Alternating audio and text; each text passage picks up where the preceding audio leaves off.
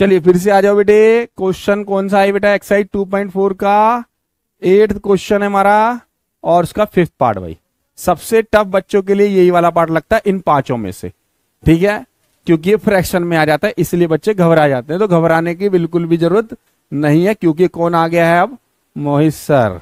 चलिए 27P है, तो 27 के लिए मैंने, चलो पहले फॉर्मूला समझ लेते हैं। फॉर्मूला हमारा लगेगा फिर से माइनस वाला, ये दोनों माइनस के, इसलिए a माइनस बी का होल क्यूब। बेटा ये पार्ट है हमारा 5th, और ये हो गया a की क्यूब माइनस b की क्यूब और minus 3a square b plus 3ab square. ठीक है, अब इसमें पहले a की क्यूब और b की क्यूब ढूंढना है। 27 होता है 3 इंटू 3 इंटू 3 और 3p हो गया 27p की क्यूब।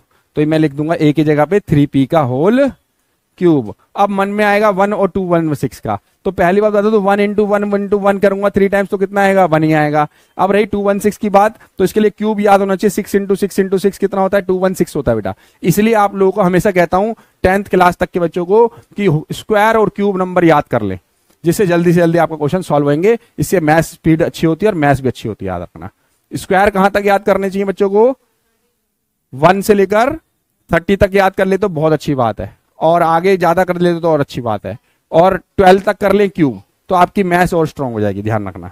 तो ये 6 आ गया बेटा नीचे, 6 का क्यूब होता है 216, तो ये बन गया 1/6 का होल क्यूब, क्योंकि ये बटे में था इसलिए 1 का अलग करा और 216 का अलग करा।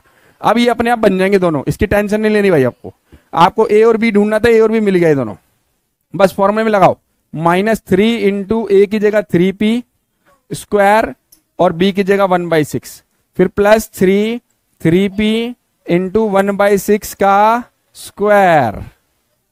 ठीक है, अब ये हमें क्या चाहिए, ये फॉर्म बन चुकी है। अच्छा चेक करवा देता हूं भाई इसको, ये देखो 3 का स्क्वायर 9 और ये 3 है 27/6 कट करेंगे ना तो 9/2 ही आएगा 3 की टेबल से कट करने पर। ये भी कर लो, 3 3 9 और ये 1/36 और 9 और 36 कटेगा तो 4 आएगा नीचे, चेक कर लो। आ रहा नहीं आ रहा, तो ये ऑटोमेटिक अपने आप आता है, टेंशन लेने की जरूरत नहीं है। अब 3p माइनस 1/6 ले लो, ए और बी चाहिए था, खाली मुझे ए और बी चाहिए था, मैंने ए और बी ले लिया यहां से। बस उठा के वो छोड़ दो उसको, होल क्यूब कर दिया। उसको कितनी टाइम लिख लो बेटा, 3 टाइम्स। तो ये आपके पांचों पार्ट कंप्लीट हो गए बेटा। ठीक है, इसको अच्छे से कर लेना है, पेपर में आपके आते हैं क्वेश्चन बेटा। ये क्लियर है, ये आइडेंटिटी से ही यूज करना है बस। वो क्लियर है सबको बेटा आंसर, किसी को डाउट तो नहीं है? ठीक है, उतार लो बेटा। थैंक यू अरेंज भाई।